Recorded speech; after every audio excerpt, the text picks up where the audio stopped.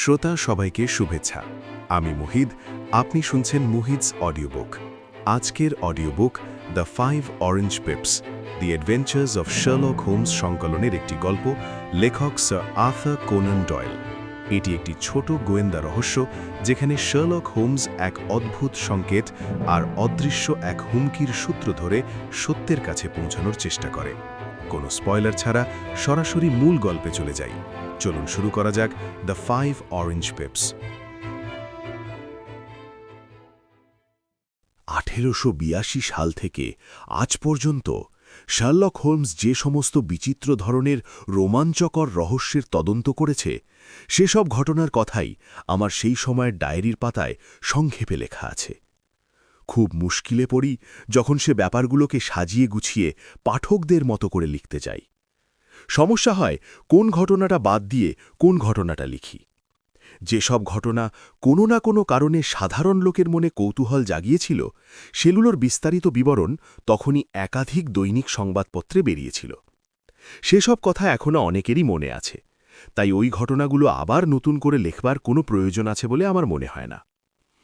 তবে সাধারণ লোকের জানা নেই এমন ঘটনার সংখ্যাই বেশি, কিন্তু এইসব ঘটনার মধ্যে কয়েকটা আবার এতই জোলো আর সাদামাটা যে সেসব অতি তুচ্ছ সমস্যার সমাধান সরকারি পুলিশই করতে পারত।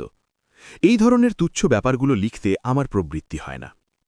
এর মধ্যে অবশ্য দু একটা কেস আবার এমনই সাংঘাতিক রকমের জটিল যে সেই নিশ্ছিদ্র রহস্যের জাল ভেদ করতে স্বয়ং শার্লক হোমসই ব্যর্থ হয়েছে।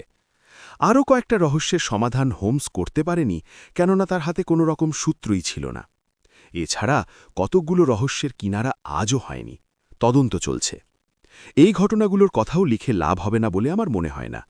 সাধারণ পাঠক এগুলো পড়ে কোনো আনন্দই পাবেন না, কেননা এই ঘটনাগুলোর শুরু মানে রহস্যের সূত্রপাত আছে, কিন্তু শেষ অর্থাৎ রহস্যের কোনো সমাধান নেই। এছাড়াও আর এক রকমের তদন্তের কথা আমার ডায়েরিতে লেখা আছে। সেই ঘটনাগুলোর সঙ্গে জড়িয়ে থাকা রহস্যের আংশিক সমাধান করা সম্ভব হয়েছিল হোমসের পক্ষে। আজকে আমি এই রকমই একটা ঘটনার কথা লিখব বলে মনে করেছি। এই ঘটনার সঙ্গে জড়িত অনেক খুঁটিনাটি প্রশ্নের কোনো পরিষ্কার উত্তর পাওয়া যায়নি, আর ভবিষ্যতেও যে এই সব প্রশ্নের কোনো উত্তর পাওয়া যাবে তা মনে হয় না। তবুও যে এই ঘটনাটার কথা লিখছি তার কারণ হলো এই যে এর শুরুটা যেমন অত্যন্ত অদ্ভুত, শেষটাও তেমনি আশ্চর্য রকম অভিনব। 1887 সালের ডায়েরির পাতা উল্টাতে উল্টাতে অনেকগুলো রহস্যজনক ঘটনার কথা লেখা দেখছি, যেগুলোর মধ্যে বিশেষভাবে উল্লেখ করতে হয় প্যারাডল চেম্বারের রহস্য, ব্রিটিশ জাহাজ সোফি অ্যান্ডারসনের অদ্ভুতভাবে নিখোঁজ হয়ে যাবার ব্যাপারটা, উভা দ্বীপে গ্রাইস প্যাটারসনের বিচিত্র অভিজ্ঞতার কথা, আর সবশেষে ক্যাম্বারওয়েলে বিষ প্রয়োগে হত্যার ঘটনাটা। এই ক্যাম্বারওয়েল খুনের ব্যাপারটা তদন্ত করতে গিয়ে হোমস মৃত ব্যক্তির হাতঘড়ি পরীক্ষা করে দেখায় যে ওই খুনের ঘটনা ঘটবার ঠিক 2 ঘণ্টা আগে ঘড়িটায় দম দেওয়া হয়েছিল। তার থেকে প্রমাণ হয় যে ওই ব্যক্তি খুন হবার ঠিক 2 ঘণ্টা আগে শুতে যান। হোমসের এই আবিষ্কারের ফলে তদন্তের ধারাটা একটা নতুন মোড় নেয়, আর তার ফলে যে নির্দোষ সে মুক্তি পায় ও দোষীর সাজা হয়। এসব তদন্তের সব কথা ভবিষ্যতে সময় ও সুযোগ মতো আমার লেখবার ইচ্ছে আছে। তবে যে তদন্তের কথা আজ এখানে লিখছি তার সঙ্গে ওই সব রহস্যের তুলনাই হয় না। এই ঘটনাটা আরও অনেক বেশি জটিল, অনেক বেশি রোমহর্ষক। বিজ্ঞাপনের ভাষায় রীতিমতো গায়ে কাঁটা দিয়ে ওঠা কাণ্ড। সেপ্টেম্বর মাস শেষ হতে চলল। এবছরে এখনও পর্যন্ত জল ঝড়ের আর শেষ নেই। আজ সকাল থেকে শুরু হয়েছে যেমনই প্রচণ্ড ঝড় আর তেমনই তুমুল বৃষ্টি। ঝড়ো বাতাসের গো গো গর্জনের সঙ্গে তাল মিলিয়ে চলেছে বৃষ্টি। জানলার সারশিতে বৃষ্টির ছাটের চরচর শব্দের বিরাম নেই। ঘরের সব জানলা দরজা বন্ধ করে আমরা দুজনে বসেছিলাম। তবুও মাঝে মাঝে যখন হুঙ্কার দিয়ে ঝড় আছড়ে পড়ে দরজার কপাট আর জানলার ছিটকিনি নাড়িয়ে দিয়ে যাচ্ছিল, তখন খাস লন্ডন শহরের বুকে বসেও আমার মনে হচ্ছিল যে এ যেন সাধারণ ঝড় নয়, কোনো একটা অশুভ শক্তি আমাদের ধ্বংস করতে ঝাঁপিয়ে পড়ছে। সন্ধ্যের সঙ্গে সঙ্গে ঝড় জলের তাণ্ডব নৃত্য ক্রমশ বাড়তে লাগল। ঘরের ফায়ারপ্লেসে গনগন করে আগুন জ্বলছিল। ফায়ারপ্লেসের একধারে চুপচাপ আর হয়তো খানিকটা বিমর্ষভাবে বসে শার্লক হোমস তার নিজের তদন্তের একটা নির্দেশিকা তৈরি করছিল। ফায়ারপ্লেসের আরেক ধারে একটা চেয়ারে বসে আমি ক্লার্ক রাসেলের সমুদ্র নিয়ে লেখা গল্পের বই পড়ছিলাম। বাইরের প্রাকৃতিক দুর্যোগের সঙ্গে রাসেলের কাহিনীর পরিবেশ চমৎকার খাপ খেয়ে গেছে। উত্তাল সমুদ্রের বর্ণনা পড়তে পড়তে আমার মনে হচ্ছিল যে আমি যেন আর বেকার স্ট্রিটে নেই, ভেসে চলেছি এক তুফানের মুখে পড়া জাহাজে। হ্যাঁ, বলতে ভুলে গেছি যে আমার স্ত্রী তার এক দূর সম্পর্কের অসুস্থ আত্মীয়াকে দেখতে লন্ডনের বাইরে গেছেন বলে আমি আবার আমার পুরনো আস্তানায় ফিরে এসেছি। কে যেন দরজার কড়া নাড়ল বলে মনে হল না? আমি হোমসের দিকে তাকালাম। এই দুর্যোগ মাথায় করে এত রাত্রিরে কে আবার এলো বলো তো? তোমার কোনো বন্ধুর আসবার কথা আছে নাকি? তুমি তো খুব ভালো করেই জানো ওয়াটসন, যে তুমি ছাড়া আমার আর দ্বিতীয় কোনো বন্ধু নেই। আর তাছাড়া আমি অকারণে আমার কাছে কেউ আসুক তা চাই না। তাহলে এ নিশ্চয়ই তোমার কোনো মক্কেল হবে। তা যদি হয় তো বুঝতে হবে যে তার সমস্যা খুবই গুরুতর। তা না হলে অন্তত আজকের মতো এই রকম দুর্যোগের রাত্রিরে কেউ চট করে ঘরের বাইরে বেরোতে রাজি হবে না। তবে আমার মনে হচ্ছে সেরকম কেউ নয়। এ আমাদের বাড়িওয়ালা গিন্নির কোনো বান্ধবী টান্ধবী হবেন। শার্লক হোমসের ধারণা যে ঠিক নয় তা বোঝা গেল একটু পরেই। আমাদের ঘরের বাইরে পায়ের শব্দ শোনা গেল, আর তখনই দরজায় টোকা পড়ল। শার্লক হোমস তাড়াতাড়ি হাত বাড়িয়ে টেবিল ল্যাম্পটা এমনভাবে ঘুরিয়ে দিল যাতে সে নিজে থাকে আলোর পেছনে আর সমস্ত আলোটা পড়ে আগন্তুকের মুখের ওপর। হোমস বলল, ভেতরে আসুন। প্রায় সঙ্গে সঙ্গেই দরজা ঠেলে ঘরে ঢুকল একটি যুবক। তার বয়স খুব বেশি হলে ২২-২৩ বছর হবে। তার জামাকাপড় বেশ শৌখিন আর পরিপাটি। আর প্রথম দর্শনেই যেটা দৃষ্টি আকর্ষণ করে সেটা হলো তার ভদ্র সভ্য আচরণ। যুবকটির হাতের ছাতা থেকে যেরকম ঝরঝর করে জল গড়িয়ে পড়ছিল আর তার গায়ের বর্ষাতি জলে ভিজে যেরকম চকচক করছিল, তার থেকে আমাদের বুঝতে কষ্ট হল না যে বাইরে কি তুমুল ঝড় জল হচ্ছে। ঘরে ঢুকতেই টেবিল ল্যাম্পের জোরালো আলোয় যুবকটির চোখ ধাঁধিয়ে গিয়েছিল। সে খানিকটা হতভম্ব হয়ে এদিক ওদিক তাকাচ্ছিল। তার চোখে মুখে এমন একটা হতাশা আর চাপা দুঃখের ভাব ফুটে রয়েছে যে আমি বুঝতে পারলাম সে খুবই অশান্তিতে আছে। আগে থেকে না বলে কয়ে হঠাৎ এইভাবে এসে পড়ে আপনাদের অসুবিধে করার জন্যে আমি আপনাদের কাছে ক্ষমা চাইছি। আরও ক্ষমা চাইছি আপনাদের এই সুন্দর করে সাজানো ঘরটা জলে কাদায় নোংরা করে ফেলার জন্যে। যুবকটি রুমাল দিয়ে তার চশমার কাঁচ পরিষ্কার করতে করতে বলল। তার কথার উত্তরে হোমস বলল, আপনার ছাতা আর বর্ষাতিটা আমার হাতে দিন, আমি ওই কোণে রেখে দিচ্ছি। কোনো অসুবিধা হবে না, একটু পরেই শুকিয়ে যাবে। আপনি দেখছি দক্ষিণ পশ্চিম অঞ্চলের বাসিন্দা। হ্যাঁ, আমি হর্শ্যাম থেকে আসছি। আপনার জুতোয় যে ধরনের খড়ি মাটি লেগে রয়েছে তা ওই দিকের মাটির বিশেষ গুণ। হোমস মৃদু হেসে বলল, আমি আপনার সঙ্গে পরামর্শ করতে এসেছি। পরামর্শ দিতে আমার বিন্দুমাত্র আপত্তি নেই। শুধু পরামর্শ নয়, আপনার সাহায্যও বিশেষ দরকার। আমার পরামর্শ পাওয়াটা যত সহজ, সাহায্য পাওয়াটা কিন্তু তত সোজা নয়। আপনার কথা আমি অনেকের কাছে শুনেছি। মেজর প্যান্ডারগাস্ট আমাকে নিজে বলেছেন যে কীরকম অদ্ভুতভাবে আপনি তাকে ট্যাঙ্কারভিল ক্লাবের নোংরা ব্যাপারটা থেকে বাঁচিয়ে দিয়েছিলেন। সে কথা ঠিক, তবে ব্যাপারটা কি জানেন, তার বিরুদ্ধে তাস খেলায় জোচ্চুরির যে বদনাম দেওয়া হয়েছিল সেটা ডাহা মিথ্যে। মেজর প্যান্ডারগাস্ট যে আমাকে বললেন যে কোনো রহস্যের কিনারা আপনি করে দিতে পারেন, এটা উনি একটু বাড়িয়ে বলেছেন। হোমস বলল, তিনি একথাও বললেন আজ পর্যন্ত কোনো রহস্যের সমাধান করতে আপনি ব্যর্থ হননি। না, এই কথাটা তিনি ঠিক বলেননি। এ পর্যন্ত আমাকে ৪বার হার মানতে হয়েছে। ৩বার হেরেছি ৩ ভদ্রলোকের কাছে আর একবার এক ভদ্রমহিলার কাছে। কিন্তু আপনার সাফল্যের বিরাট সংখ্যার তুলনায় এই ৪টে পরাজয় তো কিছুই নয়।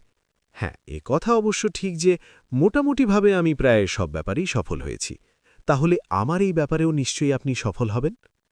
হোমস বলল, তাহলে আগে আপনি ওই চেয়ারটা ফায়ারপ্লেসের কাছে টেনে নিয়ে এসে বসে শরীরটা একটু গরম করে নিন, তারপর আমাকে খুলে বলুন আপনার সমস্যাটা কি। এটা কোনো সাধারণ ব্যাপার নয়, হোমস শান্তভাবে বলল।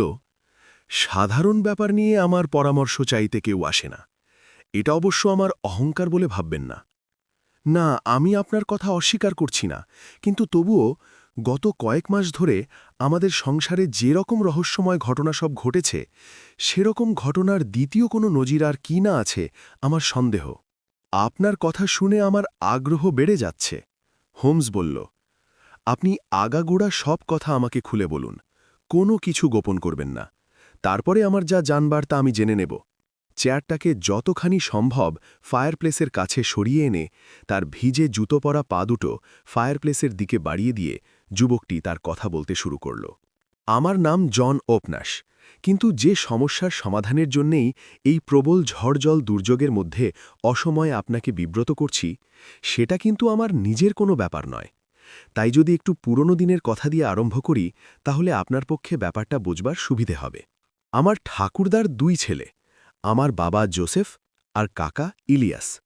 কোভেন্ট্রিতে আমার বাবার একটা ছোটখাটো কারখানা ছিল। তখন বাইসিকেলের ফ্যাশন খুব হয়েছিল। বাবার কারখানায় সাইকেলের যন্ত্রপাতি তৈরি হতো বলে কারখানাটারও খুব উন্নতি হতে লাগল। এই সময় বাবা ছেঁদা বা ফুটো হবে না এরকম ধরনের টায়ার আবিষ্কার করেন, তার পেটেন্ট মানে বিক্রি সত্ত্ব নিয়ে নেন, আর তার ফলে তার কারখানার লাভ হু হু করে বাড়তে থাকে। বেশ কিছু টাকা জমাবার পর আমার বাবা মোটা টাকায় তার চালু কারখানাটি বিক্রি করে দিলেন। তারপর বেশ আরাম করে অবসর জীবন কাটাতে লাগলেন। আমার কাকা অল্প বয়সে রোজগারের ধান্দায় আমেরিকা চলে যান। সেখানে ফ্লোরিডায় আস্তানা গেড়ে তিনি চাষবাসের কাজ করতে থাকেন। অল্পদিনের মধ্যেই কাকা বেশ ভালো টাকা পয়সা রোজগার করেন। তারপর যখন আমেরিকায় গৃহযুদ্ধ বাধে, তখন কাকা প্রথমেই জ্যাকসনের পক্ষে আর পরে হুডের দলে যোগ দেন। যুদ্ধে কাকা বেশ নাম করেছিলেন। সাধারণ সৈন্য থেকে তিনি কর্নেল পর্যন্ত হয়েছিলেন। তারপর লি যখন যুদ্ধ বন্ধ করে সন্ধি করলেন, তখন কাকা আবার তার পুরনো পেশা মানে চাষবাসের কাজে ফিরে আসেন। এর প্রায় বছর 4 পরে 1869 কি 70 সালে তিনি আবার হঠাৎ একদিন এদেশে ফিরে আসেন আর হারশামের কাছে একটা বাড়ি কিনে বাস করতে লাগেন। আমরা শুনেছি যে কাকা আমেরিকাতে শুধু প্রচুর টাকা রোজগারই করেননি, তার প্রভাব প্রতিপত্তিও হয়েছিল খুব। তা সত্ত্বেও তিনি যে আমেরিকা ছেড়ে চলে এলেন, তার একমাত্র কারণ হল নিগ্রোদের ওপর তার অসম্ভব ঘৃণা। সেই জন্যে রিপাবলিকান দল যখন নিগ্রোদের ভোট দেবার সুযোগ করে দিল, তখন তিনি বিরক্ত হয়ে আমেরিকা ছেড়ে এদেশে চলে আসেন। আমার কাকা একজন অদ্ভুত চরিত্রের মানুষ, যেমন রাগী আর তেমনি বদমেজাজি। রেগে গেলে তার ভালো মন্দ কাণ্ডাকাণ্ড জ্ঞান থাকে না। লোকজনের সঙ্গে মেলামেশা করা তো দূরের কথা, মানুষজনের সঙ্গ এড়িয়ে একলা একলা থাকতেই পছন্দ করতেন তিনি। হারশামে থাকবার সময় তিনি কোনোদিন কোথাও বেড়াতে গিয়েছিলেন বলে আমার অন্তত মনে পড়ে না। কাকা একটা বিরাট বাড়িতে থাকতেন। তিনি বাড়ির বাগান আর মাঠের মধ্যেই নিয়মিত হাঁটাহাঁটি করতেন তার স্বাস্থ্য ভালো রাখবার জন্যে। তবে আবার কখনো কখনো এমনও হতো যে সপ্তাহে সপ্তাহ তিনি নিজের ঘরের মধ্যে চুপচাপ একা বসে থাকতেন। তখন তিনি অনবরত কাপের পর পাপ কড়া চা খেতেন আর ধূমপান করতেন। যখন এই রকম অবস্থা চলত, তখন বাইরের কোনো অপরিচিত লোক তো দূরের কথা, তার নিজের ভাই মানে আমার বাবার সঙ্গেও দেখা করতেন না। তবে আমার কথা অবশ্য আলাদা। কাকা আমাকে ভীষণ স্নেহ করতেন। তার কারণ বোধহয় এই যে তিনি আমাকে প্রথম যখন দেখেন, তখন আমি একদম ছেলে মানুষ। তখন আমার বয়স খুব বেশি হলে হবে 11 কি 12। সেটা 78 সালের কথা। তারও প্রায় 8-9 বছর আগে থেকে তিনি এখানে স্থায়ীভাবে বাস করতে শুরু করেন। একদিন তিনি আমাদের বাড়িতে এসে বাবাকে ভীষণ ধরে বসলেন আমাকে তার কাছে থাকতে দেওয়ার জন্যে। আমাকে তিনি বরাবরই খুব স্নেহ করতেন। যখন তার মাথা ঠান্ডা থাকত, তখন তিনি আমার সঙ্গে সমবয়সী বন্ধুর মতো লুডো, ক্যারাম এইসব খেলতেন। আর সেই সময় থেকেই তিনি সংসারের যাবতীয় দায়িত্ব, চাকর বাকরদের তদারকি থেকে শুরু করে দোকানের হিসেব দেখা, পাওনা মেটানো সব কিছু আমার ওপর ছেড়ে দিয়েছিলেন। বলতে গেলে আমাকেই তিনি সংসারের কর্তা করে দিয়েছিলেন। অথচ তখন আমার বয়স 16 বছরও হয়নি। আমার কাছেই বাড়ির সব চাবি থাকত, আমি যেখানে খুশি যেতে পারতাম। তবে তার নিজের ব্যাপারে তিনি কখনো আমাকে কোনো কথা বলেননি, আর আমিও সে ধরনের কোনো কথা তাকে জিজ্ঞেস করতাম না। তবে বাড়ির ছাদের ওপর যে চিলেকোঠা ঘরটা আছে, সেটা সবসময়ই বন্ধ থাকত, আর সেই ঘরে তিনি কাউকে, এমনকি আমাকে পর্যন্ত কখনো ঢুকতে দিতেন না। বুঝতেই পারছেন, বয়সটা কম ছিল বলেই হোক আর নিষেধটা খুব কড়া ছিল বলেই হোক, কৌতূহলটা ছিল বেশি মাত্রায়। সেই জন্যে আমি ফাঁক পেলেই দরজার চাবির ফুটোয় চোখ লাগিয়ে দেখতে চেষ্টা করতাম ওই ঘরের মধ্যে কী সব রহস্য লুকিয়ে আছে। কিন্তু খুবই মন খারাপ হয়ে যেত যখন দেখতাম যে আর 5টা বাড়ির চিলেকোঠায় যা যা থাকে, যেমন পুরনো ভাঙা বাক্স প্যাটরা আর পুটুলি ইত্যাদি, আমাদের ওই ঘরটাতেও এইসব আজেবাজে জিনিস ছাড়া আর কিছুই নেই। এবছরের মার্চ মাসে হঠাৎ একদিন আমার কাকার নামে একটা চিঠি এলো। চিঠিটায় বিদেশি ডাকটিকিট লাগানো ছিল। এমনিতে কাকার নামে বড় একটা চিঠিপত্র আসে না, দোকানদারদের পাওনা সবসময় আমরা নগদ টাকায় মিটিয়ে দিই, আর কাকার এমন কোনো বন্ধুবান্ধব আছে বলে শুনিনি যে কিনা কাকাকে চিঠি লিখতে পারে। চিঠিটা হাতে নিয়ে কাকা বললেন, চিঠিটা দেখছি ভারতবর্ষ থেকে এসেছে, টিকিটের ওপর পণ্ডিচেরি ডাকঘরের ছাপ রয়েছে, এ আবার কি ব্যাপার? কাকা খামটা ছিঁড়তেই খামের ভেতর থেকে টেবিলের ওপর পড়ল 5টা কমলা লেবুর শুকনো বীজ। খাম থেকে কমলালেবুর শুকনো বীজ ঝরে পড়তে দেখে আমার বেদম হাসি পেল, কিন্তু কাকার মুখের দিকে তাকিয়েই শুকিয়ে গেল আমার হাসি। মুখটা হাঁ হয়ে রয়েছে, চোখ দুটো যেন এক্ষুনি ঠেলে বেরিয়ে আসবে। আমার মনে হল হঠাৎ কোনো জাদুমন্ত্রে তার শরীর থেকে মুহূর্তে সমস্ত রক্ত যেন কেউ শুষে নিয়েছে। কাকার মুখের রং কাগজের মতো সাদা। এক দৃষ্টিতে খামটার দিকে তিনি তাকিয়ে আছেন। খামটা তার হাতের মধ্যেই ধরা ছিল। অবাক হয়ে দেখলাম তার হাতটা থরথর করে কাঁপছে। আমার মনে হল সবকিছু যেন ভুলে গেছেন তিনি, কোনো দিকে তার খেয়াল নেই। সেই অবস্থায় হঠাৎ তিনি চেঁচিয়ে উঠলেন, ও ভগবান, এতদিন পরে আমার দেনা শোধের সময় হল। এসব তুমি কি বলছো কাকা? আমি না বলে থাকতে পারলাম না। আমার মৃত্যু ঘলিয়ে এসেছে। বলতে বলতে কাকা খাবার ঘরের টেবিল থেকে উঠে পড়ে নিজের ঘরের দিকে গেলেন। বিশ্বাস করুন মিস্টার হোমস, একটা অজানা ভয় আর আশঙ্কায় আমি যেন কেমন হয়ে গেলাম। কাকা ঘর থেকে চলে যাবার পরে আমি খামটা তুলে নিলাম। দেখলাম খামের যে দিকটায় আঠা লাগানো থাকে সেই দিকে এক কোণে লাল অক্ষরে 3টে বড় হাতের কে অক্ষর লেখা। খামটার মধ্যে ওই শুকনো বীজ 5টা ছাড়া আর কোনো চিঠিপত্র নেই। আমি বুঝতে পারলাম না যে এই সামান্য ব্যাপারে কাকার এত বেশি ভয় পাবার কী কারণ থাকতে পারে। খাবার ঘর থেকে বেরিয়ে আমি যখন দোতলায় উঠছি, তখন সিঁড়িতে কাকার সঙ্গে দেখা হলো। কাকা ওপর থেকে নামছেন। কাকার এক হাতে একটা মোর্চে ধরা চাবি, আর এক হাতে একটা ছোট বাক্স, দেখতে অনেকটা ক্যাশ বাক্সের মতো। চাবিটা দেখেই আমার মনে হলো এটা নিশ্চয়ই চিলে কোঠার চাবি। উত্তেজিতভাবে কাউকে সাপসাপান্ত করতে করতে কাকা বললেন, ওরা যা পারে করুক গে, ঠিক আছে, আমিও ওদের এইসব প্যাচে ফেলব যে বাছাধনরা টের পাবে। জন, মেরিকে বলো সে যেন এক্ষুনি আমার ঘরের ফায়ারপ্লেসে বেশ গনগনে করে আঁচ দিয়ে দেয়। আর হরশ্যামে গিয়ে ফোর্ডহ্যাম উকিলকে বলে এসো তার সঙ্গে আমার বিশেষ প্রয়োজন, সে যেন আজই আমার সঙ্গে দেখা করে। আমি কাকার কথা মতো কাজ করলাম। উকিল যখন এসে হাজির হল তখন কাকা আমাকে তার ঘরে ডেকে পাঠালেন। ঘরে ঢুকতেই নজরে পড়ল ফায়ারপ্লেসে দাউ দাউ করে আগুন জ্বলছে। ফায়ারপ্লেসের লোহার শিকগুলোর ওপর স্তূপাকার ছাই আর টুকরো টুকরো পোড়া কালো কাগজ। আরও লক্ষ্য করলাম যে ফায়ারপ্লেসের একধারে সেই তামার বাক্সটা খোলা। বাক্সটা একদম খালি। সেই বাক্সটার দিকে ভালো করে তাকাতে দেখতে পেলাম বাক্সটার ওপরে 3টে কে অক্ষর লেখা, ঠিক যেমন হরফের 3টে কে আমি খামের মধ্যে লেখা দেখেছিলাম। কাকা আমাকে বললেন, জন, আমার ইচ্ছে যে তুমি আমার এই উইলের প্রধান সাক্ষী হও। আমার সমস্ত সম্পত্তি, এর দায় দায়িত্ব ভালোমন্দ সমেত সবকিছু আমি আমার দাদা তোমার বাবাকে দিয়ে গেলাম। আমি আশা করি যে একদিন তোমার বাবা এই সম্পত্তি তোমাকেই দিয়ে যাবেন। তুমি যদি নিরুপদ্রবে সুখের স্বাচ্ছন্দ্যে এই সম্পত্তি ভোগ করতে পারো তো অতি উত্তম, তবে তা যদি না পারো তবে এই সম্পত্তি তোমার সবচেয়ে যে বড় শত্রু তাকে দান করে দিও। আমার এই উপদেশটি মনে রেখো, ভুলো না। তোমাকে এই রকম একটা ঝঞ্ঝাটের মধ্যে ফেললাম বলে আমার নিজের খুবই খারাপ লাগছে, তবে শেষ পর্যন্ত ব্যাপারটা কোন দিকে গড়াবে তা তো আমি জানি না। আশা করতে দোষ নেই যে সবকিছু ঠিকঠাক হয়ে যাবে। এখন লক্ষ্মী ছেলের মতো এই কাগজের যেখানে ফোর্ডহ্যাম সাইন করতে বলছে সেখানে নাম সাইন করে দাও। ফোর্ডহ্যাম যে জায়গাটা দেখিয়ে দিলেন আমি সেইখানে সই করে দিলাম। তারপর সেই সব কাগজপত্র নিয়ে ফোর্ডহ্যাম তো চলে গেলেন। কিন্তু সেদিন সকাল থেকে যেসব অসম্ভব কল্পনার অতীত ঘটনা ঘটে গেল সেগুলো আমার মনের ওপর মস্ত একটা ছাপ ফেলল।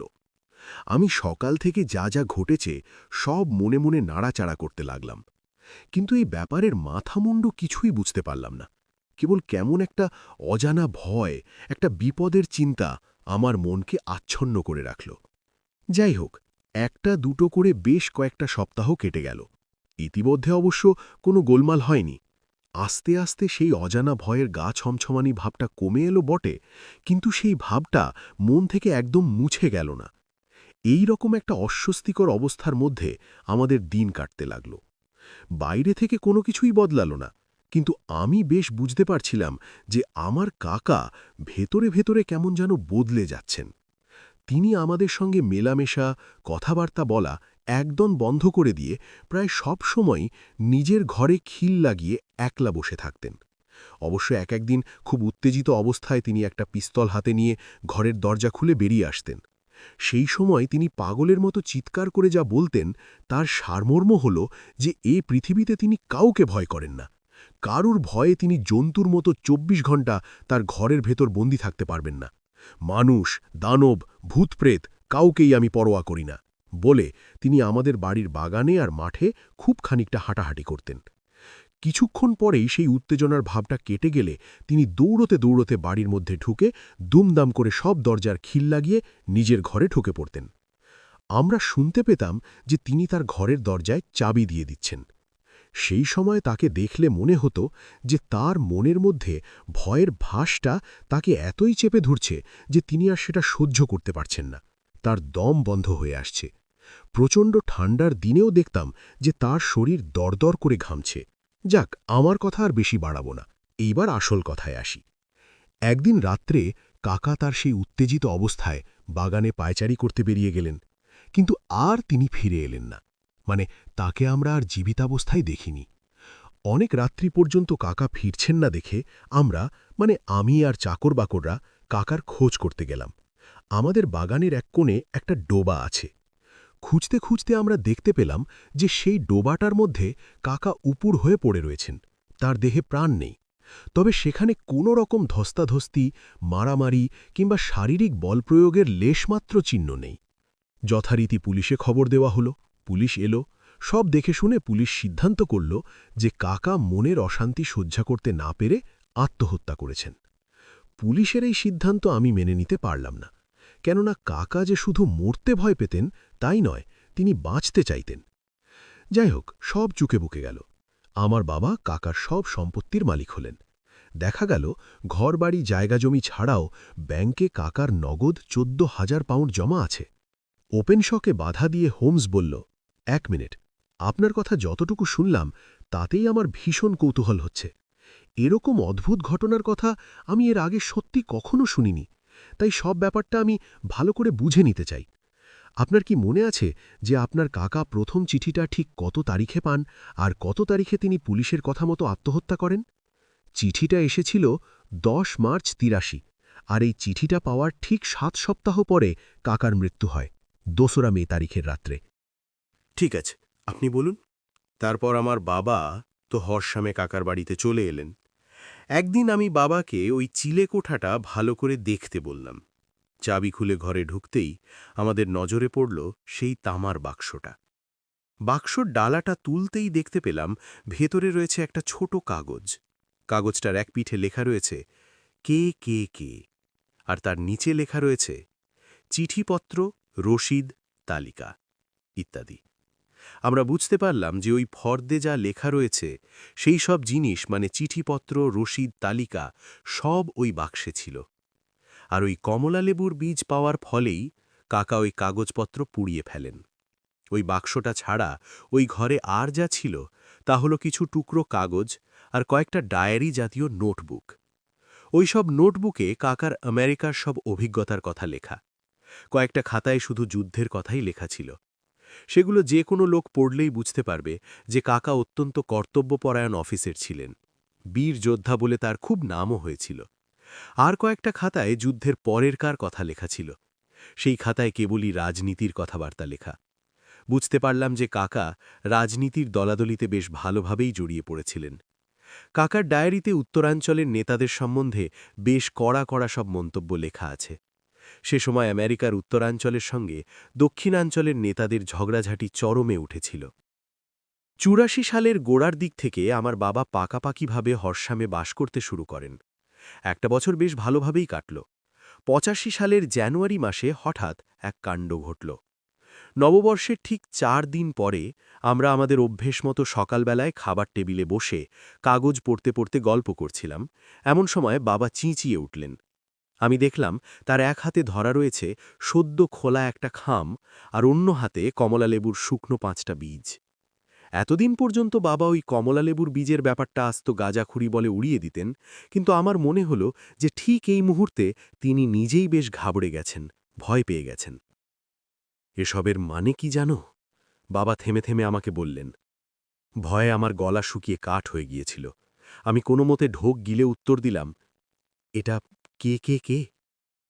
বাবা খামটার ভেতরটা দেখে বললেন, হ্যাঁ তাই তো দেখছি, এই তো লেখা রয়েছে কে কে কে। কিন্তু এটা আবার কি লেখা রয়েছে? বাবার ঘাড়ের পাশ দিয়ে উঁকি মেরে দেখলাম খামটার ভেতরে লেখা রয়েছে, সমস্ত কাগজপত্র সূর্য ঘড়ির ওপরে রেখে দেবে। কোন কাগজপত্র আর সূর্য ঘড়িই বা কি? অবাক হয়ে বাবা আমাকে প্রশ্ন করলেন। বাগানে যে সূর্য ঘড়িটা আছে তার কথাই লিখেছে, আর তো কোনো সূর্য ঘড়ি এ চত্বরে নেই। আর কাগজপত্র মানে যেসব কাগজপত্র কাকা পুড়িয়ে দিয়েছেন। ফুফু, যত্ত সব আর কি। বাবা গলায় বেশ খানিকটা জোর এনে বললেন, আমরা একটা সভ্য দেশে বাস করি, এদেশে আইন কানুন আছে, এখানে এ ধরনের বাঁদরামি চলবে না। দেখো তো চিঠিটা কোথা থেকে এসছে? পোস্ট অফিসের ছাপ পরীক্ষা করে আমি বললাম, ডান্ডি থেকে। বাবা বললেন, এ আর কিছুই নয়, কেউ আমাদের সঙ্গে হয় তামাশা করছে, না হয়তো বজ্জাতি করছে। আমি ওই কাগজপত্র বা সূর্য ঘড়িফড়ির কোনো কিছুই জানি না, আর ওই সমস্ত গাঁজাখুরি ব্যাপার নিয়ে মাথা ঘামাবারও সময় আমার নেই। আমার মনে হয় পুলিশে একটা খবর দিয়ে রাখা ভালো। হ্যাঁ, আর পুলিশ আমাকে পাগল ভাবুক। ওসব আমি কোনো কিছুই করব না। বেশ তো, আপনি নিজে যদি পুলিশকে জানাতে না চান তো আমি পুলিশকে খবর দিয়ে দিচ্ছি। না, আমি তোমাকে বারণ করছি। এই ধরনের একটা অর্থহীন বাজে ব্যাপার নিয়ে কোনো রকম হইচই করা আমি একদম পছন্দ করি না। আমি বুঝলাম যে এ ব্যাপারে কথা বাড়িয়ে আর কোনো ফল হবে না। আমার বাবা ভীষণ একরোখা প্রকৃতির লোক। যেটা তিনি একবার না বলবেন সেটা আর হ্যাঁ হবে না। তাই ইচ্ছে থাকলেও এই ঘটনার কথা আমি পুলিশকে জানাতে পারলাম না। কিন্তু আমার মন ভয়ানক উদ্বিগ্ন হয়ে রইল। ওই চিঠি আসবার 3 বাদে একদিন আমার বাবা তার এক বন্ধুর সঙ্গে দেখা করতে পোর্টসটাউন হিলে গেলেন। বাবার বন্ধুর নাম মেজর ফ্রিবডি। তিনি ওই অঞ্চলের একটি দুর্গের অধিনায়ক। বাবা পোর্টসটাউন হিলে যাওয়াতে আমি মনে মনে বেশ স্বস্তি পেলাম। কি জানি কেন আমার মনে বিশ্বাস হয়েছিল যে বিপদ আমাদের হর্ষামের বাড়ির আনাচে কানাচে লুকিয়ে আছে। তাই আমি ভাবলাম যে বাবা যদি হর্ষামে না থেকে অন্য কোথাও গিয়ে কিছুদিন থাকেন তো বিপদের থাবা সেখান অবধি পৌঁছতে পারবে না। তখন কি বুঝতে পেরেছিলাম যে আমার ধারণা কত ভুল। বাবা পোর্টসডাউন হিলে যাবার পরের দিন আমি মেজরের কাছ থেকে একটা জরুরি টেলিগ্রাম পেলাম। তিনি আমাকে যত তাড়াতাড়ি সম্ভব পোর্টসডাউন হিলে যেতে লিখেছেন। আমার বাবা একটা গভীর গর্তে পড়ে গিয়ে মাথার খুলিতে ভীষণ আঘাত পেয়ে সংজ্ঞাহীন অবস্থায় রয়েছেন। খবর পেয়েই তো আমি রওনা হলাম। বাবার জ্ঞান আর ফিরল না, বাবা মারা গেলেন। খোঁজ খবর করে যা জানতে পারলাম তা হল যে সন্ধ্যের অন্ধকারে ফেয়ারহ্যাম থেকে একা একা ফেরবার সময় তিনি খড়িমাটির গভীর গর্তে পড়ে যান। একে তো ওই অঞ্চলের পথঘাট তার অচেনা, তার উপর ওই গর্তটা বেড়া দিয়ে ঘেরা থাকায় বিচারকদের সিদ্ধান্ত হল যে দুর্ঘটনায় বাবার মৃত্যু হয়েছে। আমার বাবার মৃত্যু আমাকে ভীষণভাবে বিচলিত করল। আমার মনে হল যে বাবার মৃত্যুটা ঠিক স্বাভাবিক নয়। কিন্তু মুশকিল হল এই যে বাবাকে কেউ বা কারা জোর করে গর্তের মধ্যে ঠেলে দিয়েছে তার কোনো প্রমাণ জোগাড় করতে পারলাম না। বাবা যে গর্তটায় পড়ে গিয়েছিলেন সেই গর্তটার কাছে বাবার ছাড়া দ্বিতীয় কোনো ব্যক্তির পায়ের ছাপও নেই। বাবার পকেট থেকে কিছু চুরি যায়নি, এমনকি ওই অঞ্চলে কোনো অপরিচিত লোককেও সেই সময়ে দেখা যায়নি। এসব সত্ত্বেও আমি মনে মনে শান্তি পাচ্ছিলাম না। যদিও কোনো প্রমাণ আমার হাতে ছিল না, তবু আমার মনের মধ্যে যে সন্দেহটা দানা বাঁধতে শুরু করেছিল সেটা একটা স্পষ্ট আকার নিল। আমার বিশ্বাস হল যে এসবের পিছনে রয়েছে কোনো দুশ্মনের হাত। একটু থেমে থেকে ওপেনশ ফের বলতে শুরু করল তার কথা।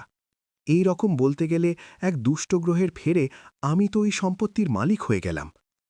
আপনি জিজ্ঞেস করতে পারেন যে সম্পত্তিটা আমি বিক্রি করে দিলাম না কেন। এর উত্তরে আমি বলবো, আমাদের জীবনে এই যে একটা উটকো অভিশাপ দেখা দিয়েছে, আমার বিশ্বাস আমার কাকার জীবনের কোনো ঘটনার সঙ্গে এটা জড়িত। তাই আমি যদি হর্সহ্যাম ছেড়ে অন্য কোথাও চলে যাই তাহলেও এই অভিশাপের হাত থেকে আমি রেহাই পাব না। 85 সালের জানুয়ারি মাসে আমার বাবার দুর্ঘটনায় মৃত্যু হয়। তারপর থেকে 2 বছর 8 মাস কেটে গেছে। আমি হর্সহ্যামেই আছি, কিন্তু আর গোলমাল হয়নি। ইদানিং আমার মনে হচ্ছিল যে এতদিন যে অভিশাপ আমাদের বংশকে তাড়া করে ফিরছিল তা বোধহয় আমার কাকা আর বাবার মৃত্যুর সঙ্গে সঙ্গে কেটে গেছে। বলতে কি, আমি বেশ স্বস্তি পাচ্ছিলাম। আমার মনের উপর যে ভয়ের ভাবটা চেপে বসেছিল সেটা আস্তে আস্তে সরে যাচ্ছিল। কিন্তু কালকেই টের পেয়েছি যে আমি এতদিন যা ভেবেছি তা কত ভুল। কাল সকালের ডাকে বাবার নামে যেরকম চিঠি এসেছিল অবিকল সেই রকম একটা চিঠি আমার নামে এসেছে।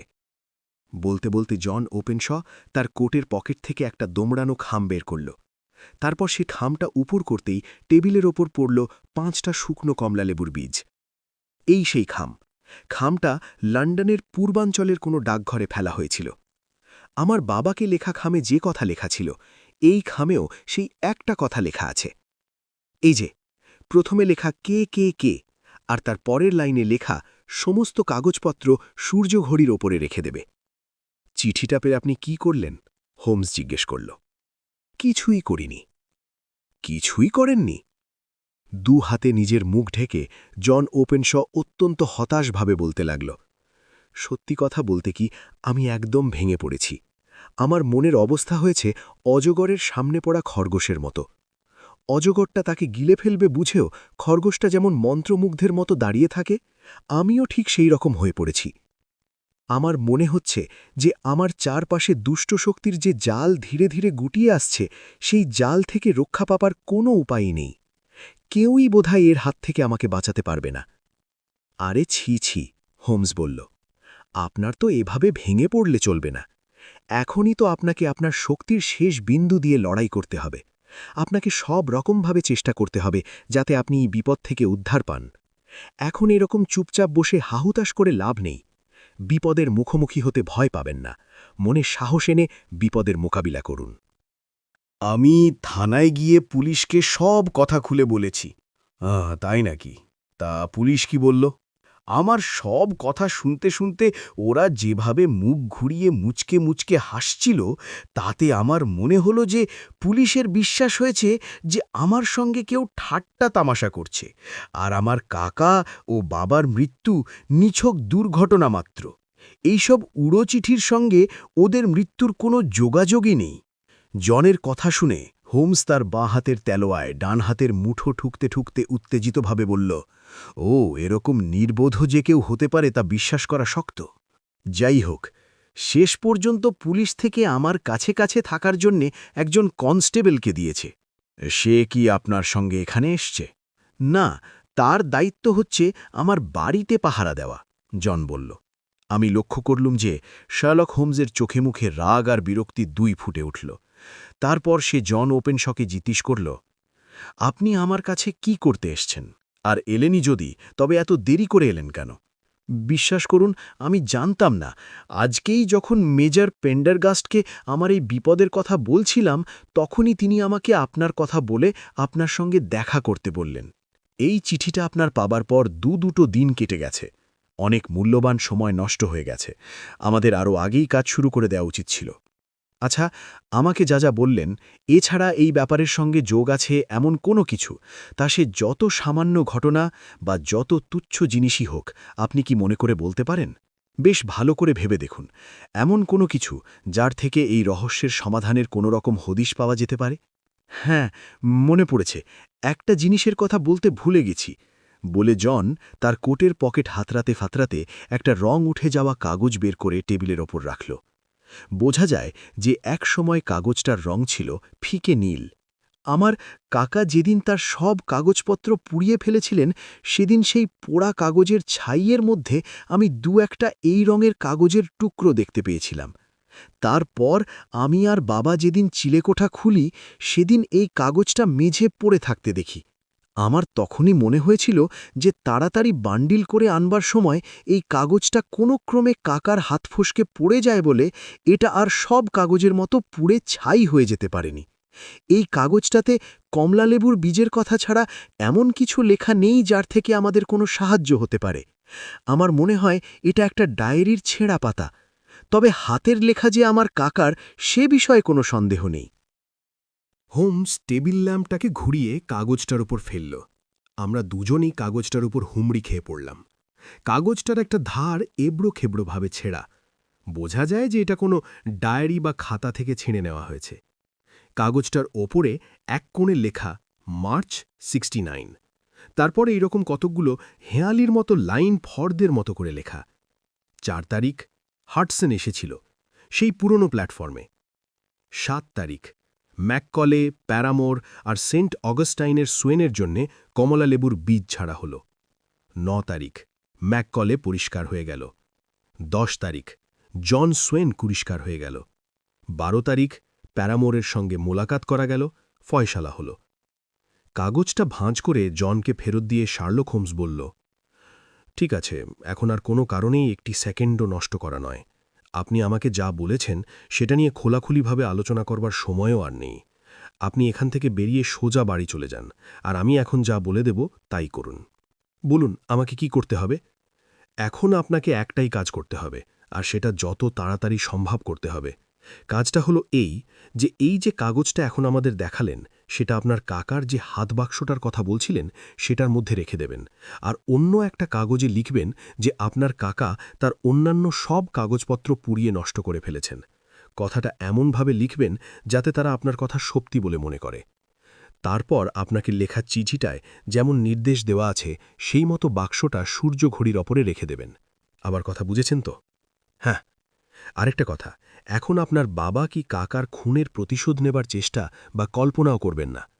অপরাধীকে আমরা আইনের ফাঁদে ধরে তার উপযুক্ত শাস্তি দেওয়ার চেষ্টা করব, কিন্তু তার জন্যে প্রস্তুতি চাই। ভেবেচিন্তে ঠান্ডা মাথায় ফন্দি করতে হবে। অথচ ওদের সুবিধে হচ্ছে যে ওদের সব মতলব অনেক আগে থেকেই ঠিক করা আছে। আমাদের প্রথম কাজ হচ্ছে আপনাকে বিপদ থেকে রক্ষা করা। তারপরের কাজ হল এই সমস্যার সমাধান করে অপরাধীরা যাতে শাস্তি পায় তার ব্যবস্থা করা। জন ওপেনশাও তার ওভারকোট পরতে পরতে বলল, আপনাকে যে কি বলে ধন্যবাদ দেব মিস্টার হোমস তা আমি জানি না। আপনি যেমনটি বললেন আমি ঠিক তেমনটিই করব। আপনার সঙ্গে কথা বলে আমি যে কতখানি ভরসা পেয়েছি তা বলতে পারি না। বেশ, তবে এখন একদম সময় নষ্ট করবেন না। আপনার বিপদ যে সত্যি সত্যি কি মারাত্মক সেই বিষয়ে আমার মনে বিন্দুমাত্র সন্দেহ নেই। ভালো কথা, আপনি ফিরবেন কিভাবে? আমি ওয়াটারলু স্টেশন থেকে ট্রেন ধরব। এখনও 9টা বাজেনি, রাস্তায় এখনও লোকজন আছে। মনে হয় পথে আপনার কোনো আপদ বিপদ হবে না, তবু সাবধানের মার নেই, খুব হুঁশিয়ার থাকবেন, চারদিকে নজর রাখবেন, বিপদকে কখনো অবহেলা করতে নেই। আমার সঙ্গে অস্ত্র আছে। ওপেন সমৃদু হেসে বলল, বাহ, এটা ভালো করেছেন। আমি কাল থেকেই আপনার ব্যাপারে তদন্ত শুরু করব। তাহলে তো কালই আপনার সঙ্গে হোরসামে দেখা হবে? শার্লক হোমস বলল, না, এই রহস্যের মূল আছে লন্ডন শহরেই, তাই লন্ডনেই আমার কাজ শুরু হবে। ঠিক আছে, তাহলে 2-1 দিনের মধ্যে আমিই আপনার সঙ্গে দেখা করে যাব। ইতিমধ্যে ওই কাগজটা আর বাক্সটা সূর্যঘড়ির ওপর রাখার ফলই বা কী হল আপনাকে জানাতে পারব। চিন্তা করবেন না, আপনার কথা আমি অক্ষরে অক্ষরে মেনে চলব। জন ওপেনশ চলে গেল। বাইরে তখনও ঝোড়ো বাতাসের গোঁ গোঁ গর্জন আর বৃষ্টির একটানা ঝরঝর শব্দ শোনা যাচ্ছিল। আমার মনে হল আমাদের হঠাৎ আসা মক্কেলের অদ্ভুত অবিশ্বাস্য কাহিনীর সঙ্গে বাইরে প্রকৃতির যে তাণ্ডব লীলা চলছে তার কোথায় যেন কিছুটা যোগ রয়েছে। দুটো কোনোটাকেই আমাদের সাধারণ জীবনের সঙ্গে মেলানো যায় না, দুটোই কেমন যেন অসম্ভব, অবাস্তব বলে মনে হয়।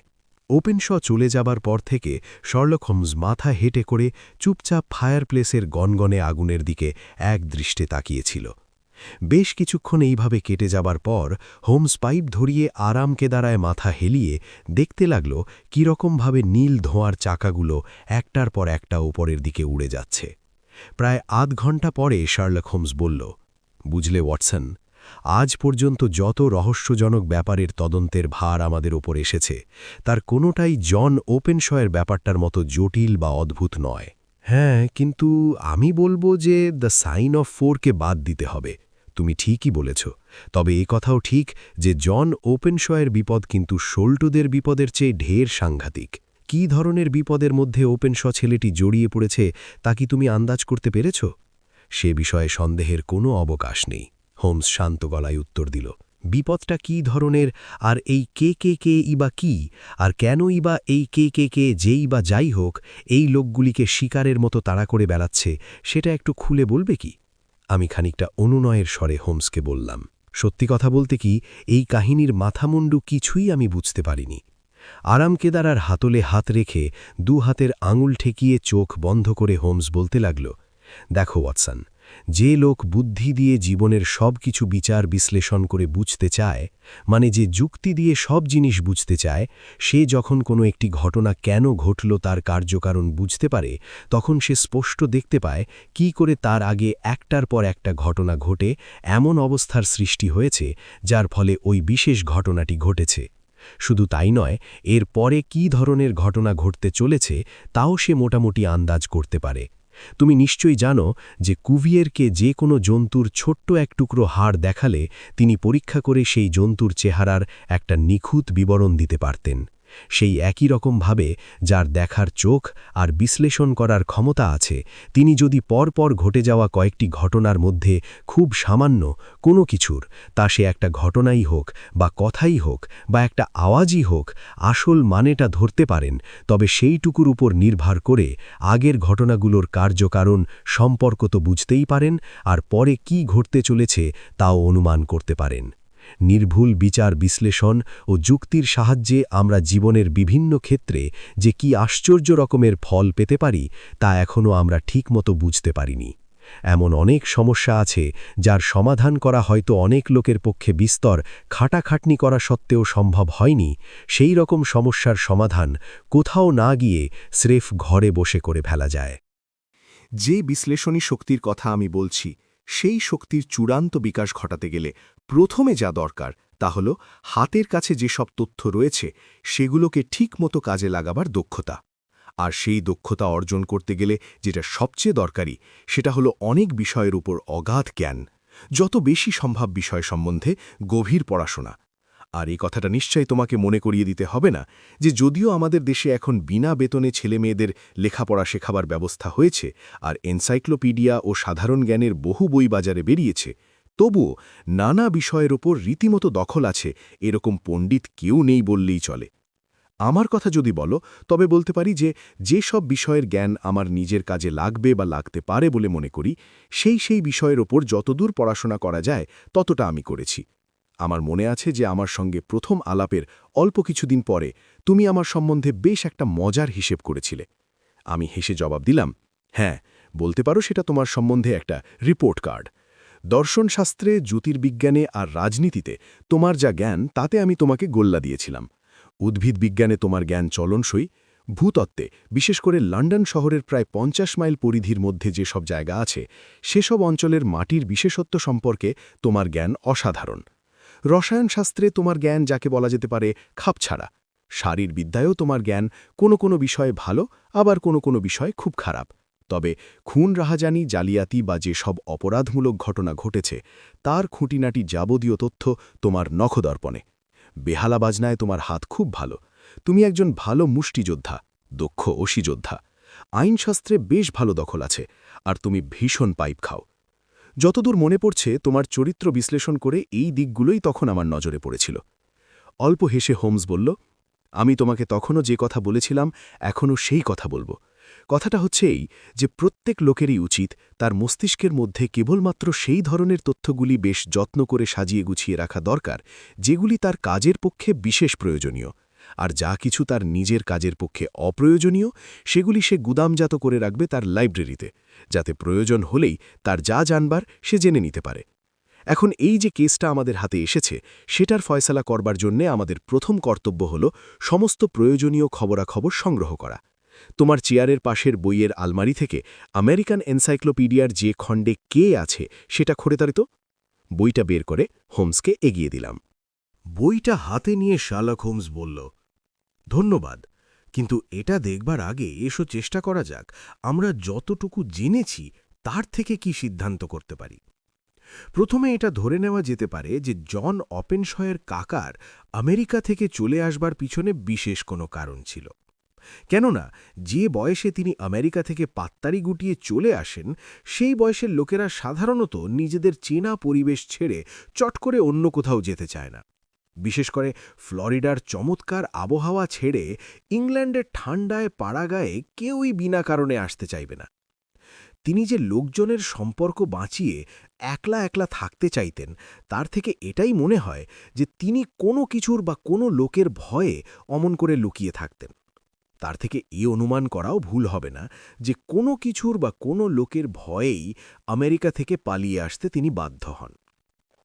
এখন কার বা কিসের ভয়ে তিনি আমেরিকা থেকে পালিয়ে আসেন, তার কিছুটা হদিশ আমরা পেতে পারি তাকে ও তার উত্তরাধিকারীদের কাছে লেখা চিঠিগুলো পরীক্ষা করে। তুমি ওই চিঠিগুলোর ডাকঘরের ছাপ লক্ষ্য করেছিলে কি? হ্যাঁ, প্রথম চিঠিটা ফেলা হয়েছিল পণ্ডিচেরিতে, দ্বিতীয় চিঠিটা ফেলা হয়েছিল ডান্ডিতে, আর তৃতীয়টা ফেলা হয়েছে লন্ডনের পূব দিকের কোনো ডাকঘরে। লন্ডনের পূব দিকের কোনো ডাকঘরে। আচ্ছা, এর থেকে তুমি কোনো সিদ্ধান্ত করতে পারো কি? 3টে জায়গায় সামুদ্রিক বন্দর, অর্থাৎ ওই পত্র যে লিখেছে সে কোনো জাহাজ যাত্রী। এটা তুমি দারুণ বলেছ বটসন। এখন আমাদের হাতে একটা কাজের উপযুক্ত সূত্র পাওয়া গেল। এ বিষয়ে আমরা মোটামুটি নিঃসন্দেহ যে পত্র লেখক খুব সম্ভবত, সম্ভবত নয়, প্রায় নিশ্চিতভাবেই কোনো জাহাজের যাত্রী। আচ্ছা, এবার আরেকটা জিনিস লক্ষ্য করা যাক। প্রথম চিঠির বেলায়, যেটা পণ্ডিচেরিতে ফেলা হয়েছিল, হুমকি দেবার প্রায় 7 সপ্তাহ পরে চিঠির বক্তব্য অনুযায়ী কাজ হয়েছিল। কিন্তু দ্বিতীয় চিঠিটা, যেটা ডান্ডিতে ফেলা হয়েছিল, সেটার বেলায় চিঠি পৌঁছবার 3-4 দিনের মধ্যেই চিঠির কথা অনুযায়ী কাজ হয়েছিল। এর থেকে তুমি কিছু আন্দাজ করতে পারছো কি? মনে হয় পত্র লেখককে বহু দূর থেকে আসতে হয়েছে, কিন্তু চিঠিটাও তো অনেক দূর থেকে এসেছে, তাই নয় কি? না, তাহলে আমার বুদ্ধিতে কুলল না। এই রকম একটা আন্দাজ মোটামুটিভাবে করা যায় যে পত্র লেখক বা লেখকেরা যে জাহাজের যাত্রী, সেটা হচ্ছে পালতোলা জাহাজ। মনে হয় যে এরা এদের কাজে নামার ঠিক আগেই তাদের চিঠি বা সংকেত যে ব্যক্তি তাদের লক্ষ্য তার ঠিকানায় পাঠিয়ে দেয়। তুমি নিশ্চয়ই লক্ষ্য করেছ যে ডান্ডি থেকে চিঠি পাঠাবার প্রায় সঙ্গে সঙ্গেই জনের বাবার আশ্চর্যভাবে মৃত্যু ঘটল। যদি তারা পণ্ডিচেরি থেকে স্টিমারে আসত, তাহলে তারা আর তাদের চিঠি একই সঙ্গে পৌঁছে যেত। কিন্তু তা হয়নি। চিঠি আসবার আর জনের কাকার অস্বাভাবিক মৃত্যুর মধ্যে 7 সপ্তাহ কেটে গেছে। আমার দৃঢ় ধারণা, এই 7 সপ্তাহ দেরি হবার কারণ হল ডাকবাহী স্টিমার যাত্রীবাহী পালতোলা জাহাজের চেয়ে 7 সপ্তাহ আগে ইংল্যান্ডে পৌঁছে গিয়েছিল। হ্যাঁ, সেটা হতে পারে। না, এটা হতে পারে নয়, এটাই হওয়া সম্ভব। তাহলেই তুমি বুঝতে পারছো যে কেন আমি ছেলেটিকে এতবার এত বেশি করে সাবধান হতে বলছি। এই রহস্যের ঠিকমতো সমাধান করতে হলে সব কাজই আমাদের খুব সাবধানে, অথচ যতদূর সম্ভব তাড়াতাড়ি সেরে ফেলতে হবে। তুমি নিশ্চয়ই বুঝতে পেরেছ যে চিঠি পাবার পরে পত্র লেখকের ঘটনাস্থলে হাজির হতে যতটুকু সময় লেগেছে, ঠিক তার পরেই যাকে উদ্দেশ্য করে চিঠি লেখা হয়েছে তার উপর চরম আঘাত নেমে এসেছে। জনকে লেখা চিঠিটা এসেছে লন্ডন থেকে। সুতরাং আর যাই হোক, এক্ষেত্রে চিঠির হুমকি অনুযায়ী কাজ হতে যে দেরি হবে সেটা আমরা ধরে নিতে পারি। তাই আমাদের যা কিছু করবার তা যত তাড়াতাড়ি সম্ভব করে ফেলতেই হবে। ওপেনশদের এই ধরনের কঠিন শাস্তি দেবার পেছনে কী কারণ থাকতে পারে বলে তোমার ধারণা? জনের কাকার কাছে যে কাগজপত্র ছিল, সেগুলো ওই জাহাজের কোনো যাত্রী বা যাত্রীদের কাছে ভীষণ দরকারি। আমি নিশ্চিত যে এর পেছনে কোনো বিশেষ একটি লোক নেই, আছে গোটা একটি দল। কেননা করোনারকে ঠকিয়ে দুটো খুনকে দুর্ঘটনায় মৃত্যু বলে চালানো কোনো একজন লোকের পক্ষে অসম্ভব। এদের দলে অনেক লোক আছে। এরা অসম্ভব নাছোড়বান্ধা, আর এদের টাকা পয়সা ছাড়াও সব রকম সুযোগ সুবিধেও আছে। সেই জন্যে যে কোনোভাবেই তারা এই সব কাগজপত্র ফিরে পেতে দৃঢ় সংকল্প। সে কাগজ যার কাছেই থাকুক, তাকেই তারা তাড়া করবে শিকারী কুকুরের মতো। তাহলে এখন বুঝলে কে কে কে কোনো ব্যক্তির নামের আদ্য অক্ষর নয়, এটা একটা দলের প্রতীক বা চিহ্ন। কিন্তু এটা কাদের দল? শার্লক হোমস আমার দিকে ঝুঁকে পড়ে আশ্চর্য হয়ে বলল, সে কি, তুমি কি কু ক্লাক্স ক্ল্যানের নাম শোনোনি? না তো। আমার কথার কোনো উত্তর না দিয়ে হোমস তার কোলের উপর রাখা বইটি খুলে পাতা উল্টাতে লাগল। তারপর একটা পাতা খুলে চোখ বলতে বলতে বলল, এই যে পেয়েছি, কু ক্লাক্স ক্ল্যান। রাইফেলে গুলি পুড়তে যেরকম শব্দ হয়, সেই আওয়াজের সঙ্গে মিলিয়ে এই দলের নাম দেওয়া হয়। আমেরিকার গৃহযুদ্ধ শেষ হবার পরে দক্ষিণ রাজ্যগুলির ছাঁটাই হওয়া সৈন্যরা মিলে এই সাংঘাতিক গুপ্ত সমিতির প্রতিষ্ঠা করে। আর খুব অল্প সময়ের মধ্যেই দেশের বিভিন্ন অঞ্চলে এই গুপ্ত সমিতির শাখা স্থাপিত হয়। টেনেসি, লুইজিয়ানা, ক্যারোলিনা, জর্জিয়া আর ফ্লোরিডায় এদের শাখাগুলো খুবই মাথাচাড়া দিয়ে ওঠে। সাধারণভাবে রাজনৈতিক ক্ষমতালোভের উদ্দেশ্যেই রাজনৈতিক দল বা ব্যক্তিবিশেষ এদের কাজে লাগাত। এদের কাজ ছিল মোটামুটি দুরকমের।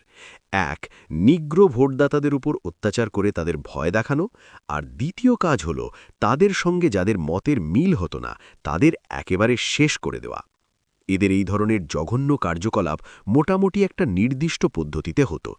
যে লোককে এরা এদের শত্রু বলে মনে করত তাকে প্রথমে একটা হুমকি দিয়ে চিঠি পাঠাত। সেই চিঠির সঙ্গে থাকত হয় ওক গাছের পাতা, না হয় তরমুজ বা কমলা লেবুর বীজ। এই হুমকি দেওয়া চিঠি যাকে দেওয়া হতো হয় সে চিঠির শর্ত অনুযায়ী কাজ করত, না হয় দেশ ছেড়ে পালাত। আর যারা ওদের হুমকি অগ্রাহ্য করেছে তাদের প্রত্যেকেরই আকস্মিক ও অদ্ভুতভাবে মৃত্যু ঘটেছে। এদের এই সমিতির কাজকর্ম এমনই নিখুঁত আর গোছানো যে আজ পর্যন্ত এরা যাদেরই চিঠি পাঠিয়েছে তাদের একজনও এদের হাত থেকে রক্ষা পায়নি। এইভাবে এরা এতদিন যে একটার পর একটা অন্যায় কাজ করে গেছে, সেজন্যে এদের দলের কোনো লোককে ধরতে পারা তো দূরে থাক, এদের একজনেরও আসল পরিচয় পুলিশ পায়নি। বেশ কিছুকাল মার্কিন সরকারের সমস্ত রকম চেষ্টাকে বুড়ো আঙুল দেখিয়ে এই গুপ্তঘাতক সমিতি তাদের অত্যাচার বেশ জোরদারভাবে চালিয়ে এসেছে। এদের দাপট খুব বেশি ছিল দক্ষিণ দিকের প্রদেশগুলিতে। তারপর হঠাৎ ৬-৯ সালে প্রায় রাতারাতি এই সমিতির কাজকর্ম সব বন্ধ হয়ে গেল। এর পরে অবশ্য কখনো কখনো ছুটকো ছাটকাভাবে এদের কুকর্মের খবর পাওয়া গেছে। বইটা তুলে রাখতে রাখতে হোমস বলল, তুমি যদি একটু খুঁটিয়ে দেখো তো লক্ষ্য করবে যে এই সমিতির উঠে যাওয়ার সঙ্গে ওপেনশয়ের কাকার আমেরিকা থেকে কাগজপত্র নিয়ে পালিয়ে আসার একটা সময়ের দিক থেকে যোগাযোগ আছে। এমন হতে পারে যে জনের কাকা আমেরিকা থেকে পালিয়ে এলেন বলেই ওই সমিতি উঠে গেল। সেই কারণেই ওই সমিতির লোকেরা বুনো কুকুরের মতো হন্যে হয়ে লেগে আছে ওপেনশ বংশের পেছনে। এটা নিশ্চয়ই বুঝতে পারছ যে জনের কাকা যে ডায়েরি নিয়ে পালিয়ে আসেন তাতে এই সমিতির অনেক সদস্যের ব্যক্তিগত পরিচয় ছাড়াও বহু গোপন খবর লেখা ছিল। সুতরাং সেই ডায়েরিটা উদ্ধার করতে না পারা পর্যন্ত এদের ঘুম হবে না। তাহলে ডায়েরির যে ছেঁড়া পাতাটা আমরা দেখেছি, তুমি যা অনুমান করেছ ঠিক তাই। আমার যতদূর মনে পড়ছে তাতে এই রকম লেখা ছিল, ক খ গকে কমলা লেবুর বীজ ছাড়া হলো। এর মানে হলো যে এদের সাবধান করে দেওয়া হলো। তারপর লেখা ছিল ক আর খ পরিষ্কার হয়ে গেছে, এর মানে এরা দেশ ছেড়ে পালিয়েছে। আর গ সম্বন্ধে লেখা ছিল গয়ের সঙ্গে মোলাকাত করা গেল। এই কথাটার মানে কিন্তু ভালো নয়। মোলাকাত করা গেল কথাটার মানে হলো গকে খুন করা হলো। ডাক্তার, মনে হচ্ছে যে এতদিনে হয়তো কু ক্লাক্স ক্ল্যান রহস্যের সমাধান হবে। তবে জন ওপেনশয়ের বাঁচার একমাত্র রাস্তা হচ্ছে আমি তাকে যা করতে বলেছি সেই মতো কাজ করা। যাই হোক, আজ রাত্রে এ ব্যাপারে আর কোনো আলোচনা করে লাভ নেই। তার চেয়ে বরং আমার বেহালাটা দাও, সঙ্গীত চর্চা করা যাক। তাহলে যদি এই বিশ্রী আবহাওয়া আর মানুষের কুৎসিত আচার ব্যবহারের কথা অন্তত কিছুক্ষণ ভুলে থাকা যায়। পরের দিন সকালে উঠে দেখি আকাশ একদম পরিষ্কার, সূর্য উঠেছে। আগের দিন যে প্রচণ্ড ঝড় আর বৃষ্টি হয়ে গেছে তার চিহ্নমাত্র নেই। হোমস দেখলাম আমার আগেই ঘুম থেকে উঠে পড়েছে।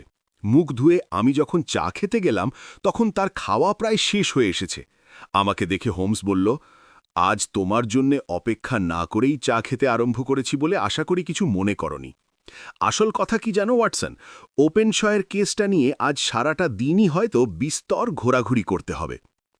ওপেনশকে বাঁচাবার জন্যে কি ব্যবস্থা নেবে বলে ভাবছ? সেটা অনেকখানি নির্ভর করবে আমার তদন্তের ফলের ওপর। হয়তো আমাকে হরসামে যেতে হতে পারে। সে কি, তুমি কি প্রথমেই হরসামে যাবে? না, আমার কাজ শুরু হবে এই লন্ডন শহরেই। হাঁক দাও, এখনই তোমার চা এসে পড়বে। চায়ের জন্যে অপেক্ষা করতে করতে আমি সকালের খবরের কাগজটা তুলে নিলাম। কাগজটা তখনও খোলা হয়নি। কাগজটা খুলে চোখ বোলাতেই খবরটা আমার নজরে পড়ল। খবরের শিরোনামটা পড়তেই একটা ঠান্ডা শিরশিরে ভাব আমার মেরুদণ্ড দিয়ে বয়ে গেল। আমি চেঁচিয়ে বলে উঠলাম, হোমস, তুমি অনেক দেরি ফেলেছ। ও, হাতের চায়ের কাপটা টেবিলের ওপর নামিয়ে হোমস বলল, এই আশঙ্কাটাই আমি করেছিলাম। কি করে ব্যাপারটা ঘটল? যদিও হোমস অত্যন্ত শান্তভাবে কথাগুলো বলল, আমার বুঝতে কষ্ট হল না যে মনে মনে সে কতখানি উত্তেজিত হয়ে পড়েছে। তার এই বাইরের ধীরস্থির ভাবের আড়ালে কি চঞ্চলতা ঢাকা রয়েছে। ওয়াটারলুর কাছে ট্র্যাজেডি বলে যে খবরটা বেরিয়েছে তাতে জন ওপেনশয়ের নামটা আমার চোখে পড়ে। এই যে পড়ছি শোনো। গতকাল রাত্রি ৯টা থেকে ১০টার মধ্যে ওয়াটারলু ব্রিজের কাছে পাহারা দেবার সময় এইচ ডিভিশনের পুলিশ কনস্টেবল কুক একটা আর্তনাদ আর তার সঙ্গে সঙ্গে জলে পড়ে যাওয়ার ঝপাস শব্দ শুনতে পায়। গত রাত্রিতে ঝড় জলের আর অন্ধকারে বেশ কয়েকজন লোকজনের সাহায্য পাওয়া গেলেও জলে পড়ে যাওয়া লোকটিকে সঙ্গে সঙ্গে জল থেকে তোলা যায়নি। যা হোক, তৎক্ষণাৎ বিপদ সংকেত দেওয়া হয় এবং জলপুলিশের সাহায্যে কিছুক্ষণ খোঁজাখুঁজির পরে লোকটির মৃতদেহ নদী থেকে তোলা হয়। লোকটির কোট প্যান্ট পরীক্ষা করে একটি খাম পাওয়া যায়। তার থেকে লোকটির যেটুকু পরিচয় পাওয়া গেছে তা হল তার নাম জন ওপেনশ, বাড়ি হরশ্যাম। মনে হয় যে ওয়াটারলু থেকে শেষ ট্রেন ধরবার জন্যে তাড়াতাড়ি যেতে গিয়ে অন্ধকারে সে পথ ভুল করে এবং স্টিমার ঘাটের কিনারায় পা ফসকে জলে পড়ে যায়। যুবকটির দেহ ভালোভাবে পরীক্ষা করে কোনো আঘাত বা ধস্তাধস্তির চিহ্ন পাওয়া যায়নি। সন্দেহ নেই যে দুর্যোগের রাত্রিতে একটি দুর্ভাগ্যজনক দুর্ঘটনার শিকার তাকে হতে হল। আমরা আশা করব যে এই ঘটনার পর কর্তৃপক্ষ ওই শহরের ওই অঞ্চলের ঘাটগুলির অবস্থার কথা বিবেচনা করবেন এবং ভবিষ্যতে যাতে এ ধরনের দুর্ঘটনা না ঘটে তার উপযুক্ত ব্যবস্থা নেবেন। বেশ কিছুক্ষণ চুপচাপ কেটে গেল। আগে কখনো হোমসকে এরকমভাবে মুষড়ে পড়তে দেখেছি বলে মনে হয়নি। একসময় নিস্তব্ধতা ভেঙে হোমস বলল, ওয়াটসন, আমার আত্মসম্মানে দারুণ আঘাত লেগেছে। তুমি বলতে পারো এক্ষেত্রে আমার আত্মসম্মানের প্রশ্নটা খুবই তুচ্ছ। তা ঠিক, তবুও বলছি, বিশ্বাস করো আমার আত্মসম্মানে ঘা লেগেছে। জন ওপেনশয়ের ব্যাপারটা এখন আমার কাছে নিছক একটা কেস নয়, এটা আমার ব্যক্তিগত ব্যাপার হয়ে দাঁড়ালো। ঈশ্বর সহায় হলে আমি এই দুষ্ট চক্রের সব কটাকে শায়েস্তা করব। আমি ভাবতে পারছি না যে লোকটা আমার কাছে সাহায্যের জন্য এলো তাকেই আমি মৃত্যুর দিকে ঠেলে দিলাম। চেয়ার ছেড়ে উঠে পড়ে হোমস ঘরের মধ্যে পায়চারি করতে লাগল। তার চোখ মুখ আর অস্থিরভাবে একবার হাত মুঠো করেই সঙ্গে সঙ্গে খুলে ফেলার ভঙ্গি দেখে আমার বুঝতে অসুবিধা হল না যে তার মনের মধ্যে ক্ষোভ, ক্রোধ আর প্রতিশোধ নেওয়ার ইচ্ছে কি প্রচণ্ডভাবে তোলপাড় করছে। হোমস বলল, বুঝলে ওয়াটসন, এই শয়তানগুলো যেমন চতুর তেমনই বেপরোয়া।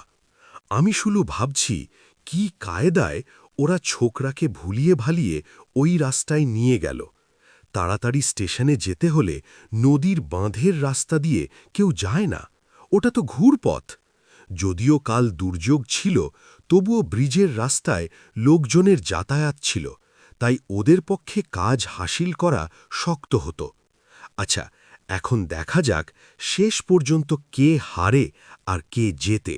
ওয়াটসন, আমাকে এখনই বেরোতে হবে। কোথায়? পুলিশের কাছে? না, আমার পুলিশ তো আমি নিজেই। দাঁড়াও, আগে ওদের চারদিকে ভালো করে বেড়াজাল বিছিয়ে দিই। ওরা জালে পড়ুক, তখন পুলিশকে খবর দেওয়া যাবে। তার আগে পর্যন্ত যা করবার তা আমাকেই করতে হবে।